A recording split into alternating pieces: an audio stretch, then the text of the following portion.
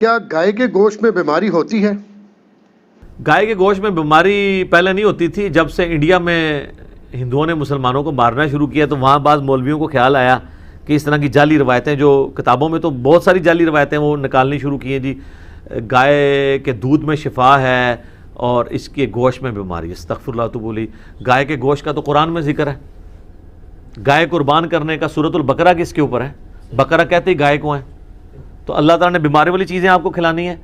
اور جو حضرت ابراہیم اور لوط علیہ السلام کے لیے جو فرشتے آئے تھے, وہ جو واقعہ قرآن پاک میں ایک سے زیادہ جگہ آیا, وہاں پہ ہے کہ بھنا ہوا بچڑا لے آئے, سنت ابراہیمی ہے بڑا گوشت کھانا. تو یہ بات غلط ہے کہ گائے کے گوشت کے اندر بیماری ہے. باقی آپ کو کہ جی نہیں جی کچھ زیادہ کھا لے تو اس کا یورک ایسڈ بڑھ جائے گا. Sir excess of everything is bed.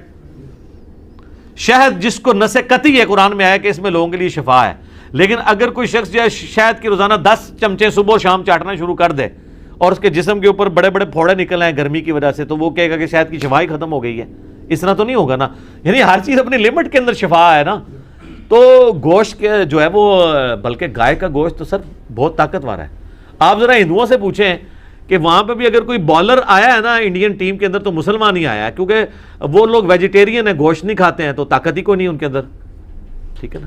ویسے اب جو ماڈرن ہندو ہیں نا وہ آلموسٹ ویجیٹیرین نہیں رہے ہیں, وہ کھاتے ہیں, بڑے شوق سے کھاتے ہیں. ان کو پتہ چل گیا کہ یار, اور سائنس کی ترقی کی وجہ سے تو ان کی وہ جو متھ ہے نا وہ ٹوٹ گئی ہے. وہ یہ کہتے تھے کہ جی جانور جو ہیں ان کی جان ہے وہ آپ لے رہے ہیں. سر پودوں کی بھی جان ہے. پودے بھی خوش ہوتے ہیں, پودے بھی ناراض ہوتے ہیں, پودوں میں بھی میل ہیں, پودوں میں بھی فیمیل ہیں.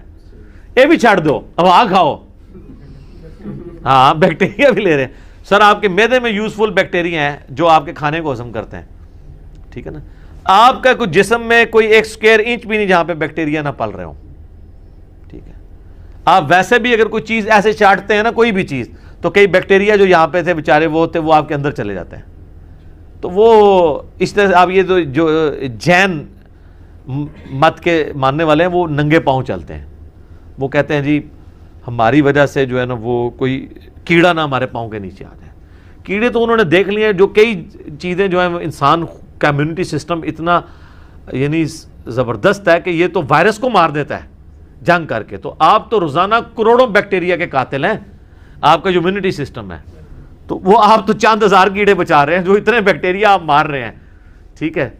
یہ آپ کو جو چھینک آتی ہے وہ بھی آپ کا امیونٹی سسٹم ریئیکٹ کرتا ہے کہ کوئی اس طرح کے جراثیم جانے لگتے ہیں, اٹھا کے برے مارتے ہیں. کتنے آپ کے کھانے والی چیزوں میں ایسے ہارمفل بیکٹیریا ہیں, وہ معدے کے جب تیزاب میں جاتے ہیں وہ فارغ ہو جاتے ہیں.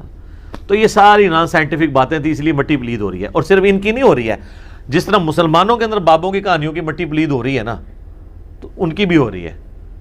وہ بھی عجیب و غریب باتیں کرتے تھے. اب وہ باتیں جب سائنٹیفکلی ان کو ہم انالیسس کر رہے ہیں تو اب لوگ کہتے ہیں کہ جی وہ بابا فرید کا لوٹے میں بجلی قید ہوئی ہے. تو اب وہ خود اس کا مذاق اڑا رہے ہیں کہ یار بجلی کا اس سے کیا لینا دینا ہے, جو مرضی کرتے رہو, باتیں جو مرضی